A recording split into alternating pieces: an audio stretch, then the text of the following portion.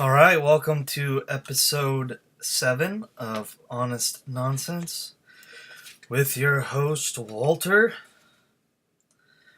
Apparently, the White House has instructed diplomats to seek direct talks with the Taliban leaders to end the 17-year war. For once, the White House actually does something that makes common sense. I mean, last night we talked about how the government went to the UN and decided to say that breast milk is not as healthy or is not healthier than formula. So usually you're used to this government doing whatever you should do. They do the opposite. But I think it's kind of the only realistic one. I have nothing good to say about the Taliban, of course, but like this newsletter says, it's been a 17-year war. To put that in perspective, I am 28. They started doing this war when I was 11. So, over half of my life, we've been at war in Afghanistan. That is... And it's weird. I mean, it's crazy. First of all, it's crazy, but and then it's fucking weird because since I've been 11, my country's been at war.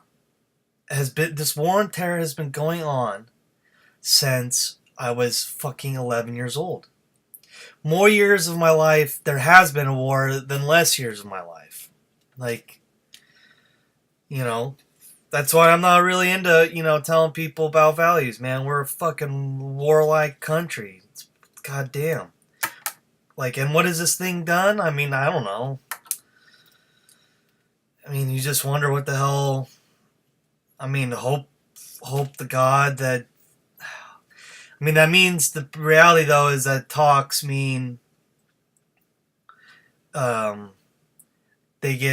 Taliban get people in political positions, and I mean, I don't know if that's good. I don't think that's good, but I don't think there's no way diplomacy is gonna work any other way.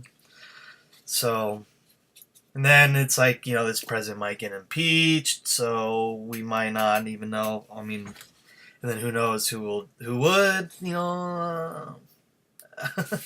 whoever takes over will, but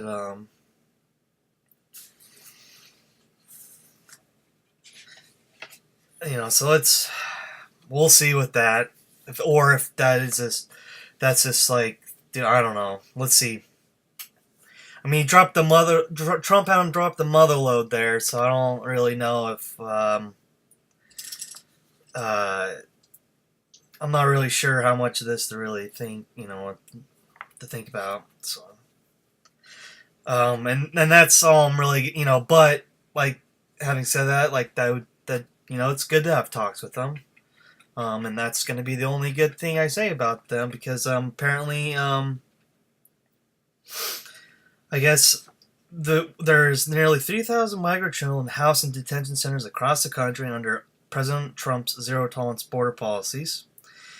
And I guess they're living under they are being punished for being children that are coming to this country to find their parents or with their parents. The New York Times described a world in which kids are generally discouraged from acting like kids. Children are reportedly not allowed to touch one another. That's insane. That is a human necessity, is to have human touch. You're supposed to touch people. That's fucking disgusting. You're fucking them. That's fucking them up psychologically. Children are reported not allowed to touch one another, even if it is a sibling. Sharing food is not allowed. Running, sitting on the floor, and using nicknames, according to the report.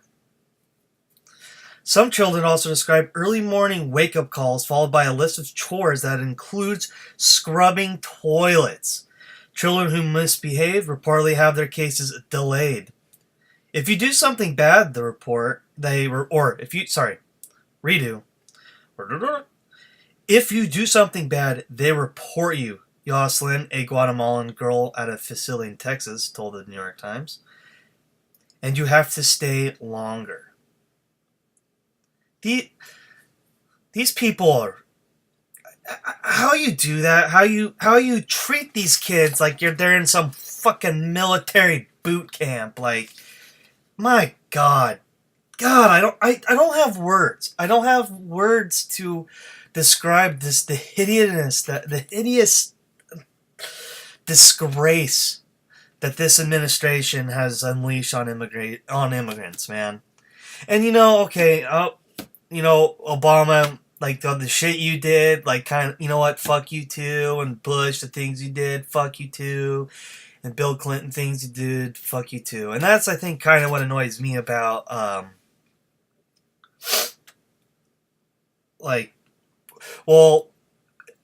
tired of, I don't want people to go, well, like, this was under Obama and stuff too, so why didn't you protest then? The point is that people are protesting this shit now. It is more insane under Donald Trump than Obama in that regard. And Obama actually did something like he did the DACA thing. So like he actually did do something for some immigrants. He wasn't good on Obama's record towards other immigrants, wasn't good, but like, man, goddamn. All right, so on Sunday, so this is Friday, the FBI releases the indictment on the Russians hacking our election. Friday, Trump calls it a rigged witch hunt. And saying this hurts our relationship with Russia. He not only says that it's a witch hunt, he then says, talks about it from how that affects our relationship with Russia, not how does this impact our democracy. So that's one perspective to think about. Secondly, the White House released after the indictment press conference, the White House releases a press statement saying that the Trump administration had nothing to do with it. Not, holy fucking shit, this is a disgrace to our democracy. So, and then on Saturday, Trump blames, he says that it happened under the Obama administration and not his, as if that had anything to fucking do with the report. Secondly, Obama and them tried to do something about it, but Mitch McConnell is a piece of human garbage is larger than the garbage patch in the Pacific Gyre. So, and then on Sunday on Face the Nation interview, he says that the RNC servers are better than the DNC ones, as though and that the Russians tried to go after them too, even though, and he's like, I heard someone say that. Yeah, you heard someone say that, and that's all. That's it. That's all that is. You heard someone say it. So here's what happened on Sunday. On Sunday, after the World Cup final, Hillary Clinton tweeted, "Great World Cup. Question for Trump as he meets Putin. : Do you know which team you play for?" As if to immediately prove her point, the president awoke in Finland ahead of his meeting and blamed U.S. foolishness for worsening relations with Russia. He was apparently absolving Vladimir Putin of any blame for the hostility despite the Russian president's annexation of Crimea, support of President Assad in Syria, and has intelligence agents' successful intervention in the 2016 U.S. election when they hacked into Democratic emails. Now, with the Crimea thing, I that one is a really, like fucking A, man. That's right next to Russia, so I'm not. Crimea and Syria. I mean, I'm not saying. I think people need to be more realistic about those. Like, I think he should say, I'm going to say things in public, but in private, I might give you these things. The Assad thing, it's over. Okay, people? In Syria, it is fucking over.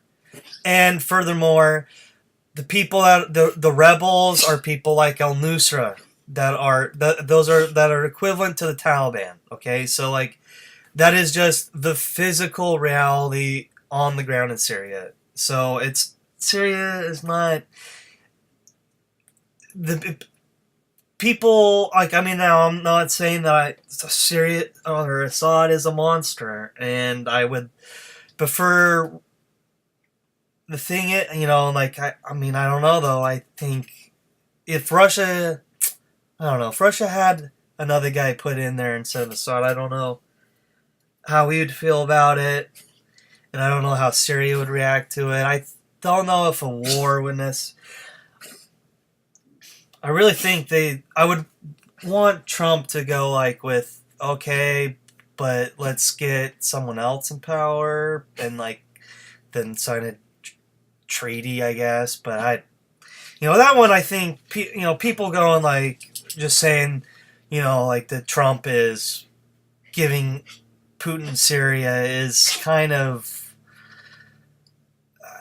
I think that's an attack on Trump that is not fair, because the moment Russia went into Syria like they did, ball game, it's over. Assad wins with that. That's just the reality. So, anyways, so then Trump tweets back to Hillary's. So Hillary goes, great World Cup. Question for President Trump as he meets Putin. Do you know which team you play for? Trump tweets back, our relationship with Russia has never been worse, thanks to many years of U.S. foolishness and stupidity, and now the rigged witch hunt. All right, so there you go. That's collusion right there. He is doing everything in his power to make sure that this thing we do not get to the bottom of this. Yeah, it actually has never been worse, because you know what? Like, when you attack our elections, if you're a country that attacks American elections, Americans aren't really going to like you that much. But except for some reason, Republicans have decided that that we're gonna be Russian fucking stooges. If you're a traitor. You're a traitor. Traitors. Fucking Benedict Arnold. Benedict Arnold. Benedict Arnold. Alright, well, let's move on. Elon Musk. I cannot stand Elon Musk. He's a glorified rich guy, genius. I mean, okay, he makes cars and he can make a spaceship, maybe, and he can make a car, maybe. I don't know. I've never seen anyone fucking drive one. His business is going up in flames. Oh, and by the way, it's taxpayer funded, and he's a supposed libertarian. But also, he and Trump have in common is a value of each other well beyond their worth, and they have a level of narcissism and also an inability of self-deprecation or being able to be made fun of or take any form of criticism.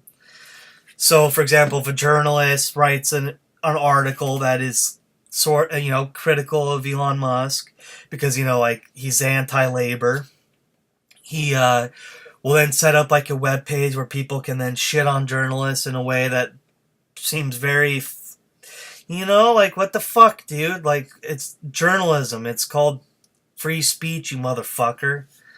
But apparently, so when the kids, the soccer team, and the coach in Thailand, they were stuck in that cave. Elon Musk was like, I'm gonna take my freaking submarine there that's too big to fit in there, and is just gonna get in the way. And so the people that are actually trying to do something, not just look like they're trying to do something, because like Tesla, like Elon Musk said he was gonna put solar panels up in fucking Puerto Rico. Great. Problem is he's not gonna fucking do it. He just says it because he wants to be he wants to be like Bill Gates without doing the Bill Gates fucking things. And so he takes his stupid fucking submarine to fucking Thailand, and the people trying to rescue the kids and the coach are like, yeah, sorry, that's just, you're getting in the way. Can you please fucking move that thing? And so Tesla and SpaceX CEO Elon Musk on Sunday lashed out at a British diver involved in rescue efforts for 12 Thai boys trapped in a cave after the latter publicly criticized Musk's own attempt to help in the mission. One day earlier, Vern Unsworth, a British expat who was crucial in devising a plan to extract the boys from the flooded Tham Lang cave.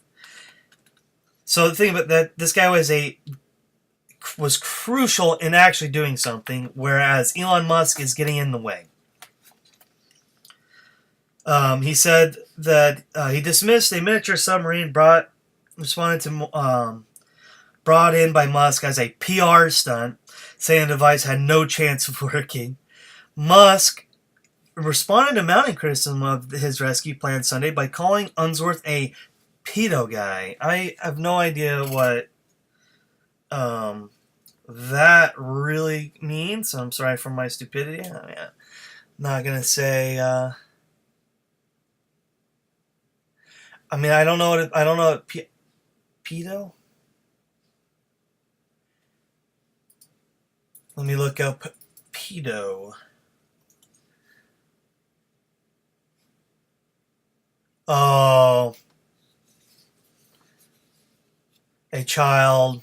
All right. Okay. He's a child guy, like childlike guy. Never saw this British expat who lives in Thailand at any point when we were in the caves, he tweeted. He went on to challenge Unsworth's assertion that the mini-sub wouldn't have been able to make it to the cave where the boys are trapped, promising to make a video of the device getting there. After facing widespread condemnation for the personal attack, Musk deleted the tweets. You know what? Don't bother showing the video. We will make one of the mini-sub pod going all the way to the K5, no problem. Sorry, pedo guy, you did ask for it. I mean, this guy is really... Fucking Dave Rubin thinks like he's gonna save this asshole is gonna save us from climate change. Like, good God. No. No. Alright. Now that actually was really the start of the nonsense, but here's some people with some really nonsense saying things that will really make you fucking question reality. During his last sermon last Sunday this is from Right Wing Watch, but they these people, I am promoting them, and I would urge you to go to their website and look up all the insane people they cover. During his sermon last Sunday at his The River at Tampa Bay Church, right-wing pastor Rodney Howard-Browne informed his congregation that global warming is a total fabrication.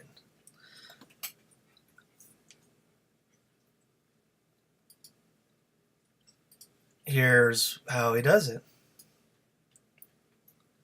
He goes, is a total fabrication, basing that assertion on the personal experience of his, quote, Eskimo friends.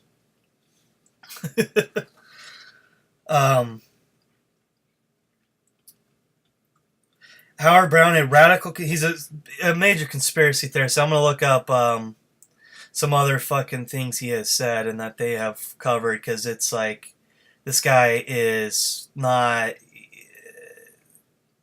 It's pretty crazy that he'd be considered a pastor, meaning that he's like he's got a relationship with uh it's just crazy that he would be a person of church. So Howard Brown, he said that he declared that the recent rash of volcanic eruptions and earthquakes are all due to the fact that we are really going through a mini ice age. Okay. Okay. Um,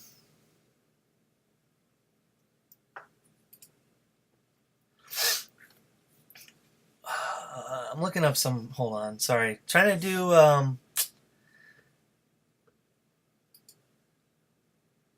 Oh, okay. So he once said that that Hollywood is rife with human sacrifice and cannibalism. Like, so this is the kind of guy we're dealing with.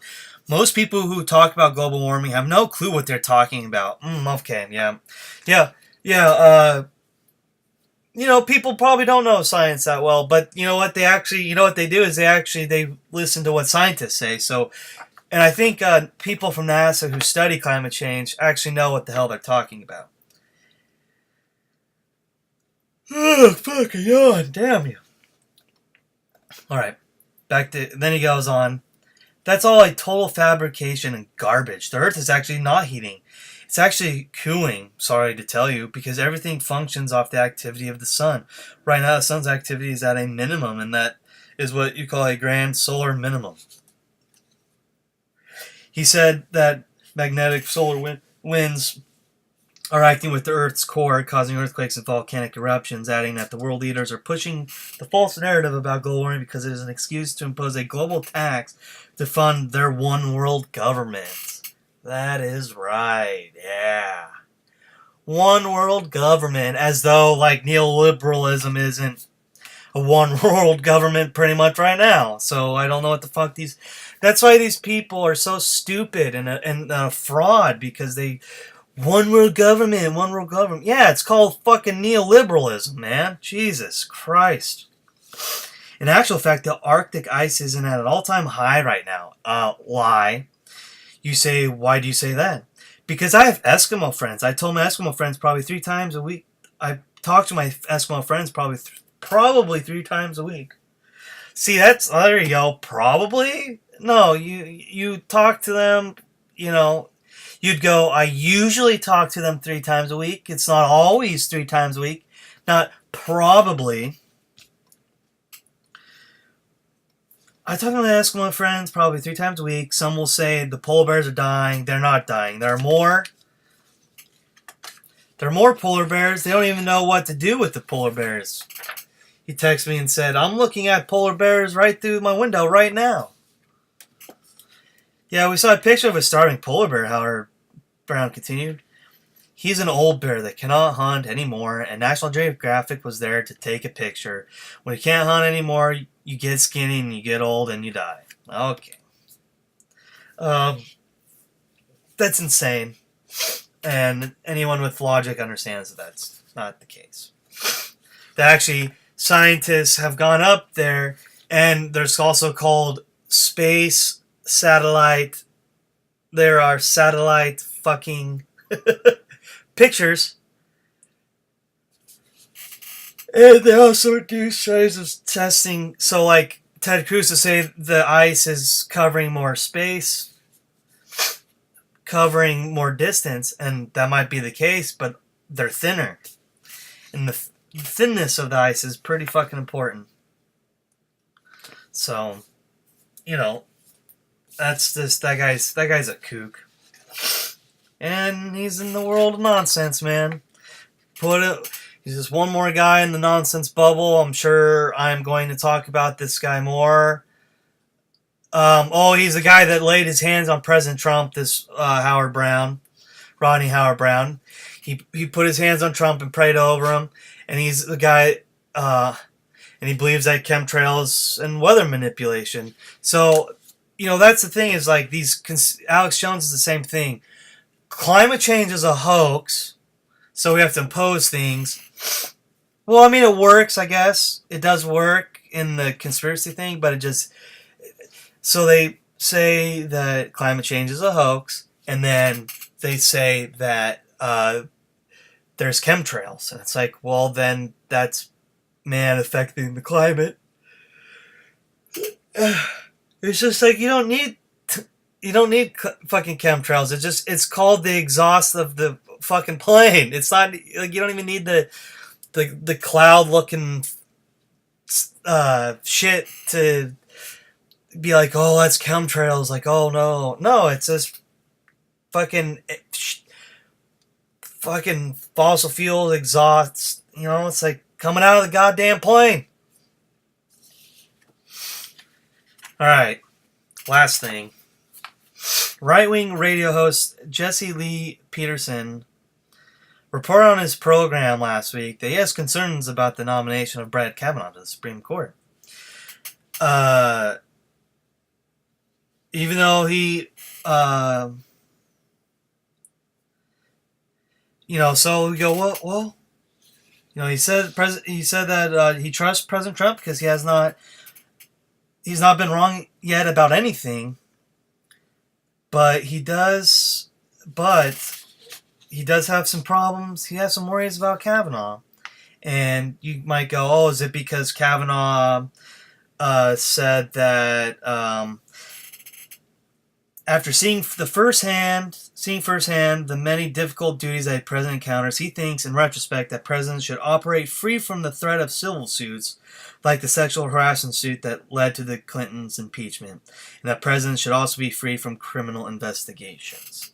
That, you should say, oh, he probably doesn't like him for that because that's fucking insane. That means the president is a dictator and has no rule. That means Western rule of law does not matter to the president. Nope. That's not why Peterson is unsure about Kavanaugh. Nope. It's that, nope. Kavanaugh is a mama's boy and is not a real man. And because both of Kavanaugh's children are girls. During his speech, it was all about his mama, Peterson complained. He always loved his mama. It was all about the impact his mother had on his life while he was growing up, how she influenced him, even though he was raised by his father too. He gave this big old long speech about his mother, and then, right at the end, he said, oh yeah, I love my dad too.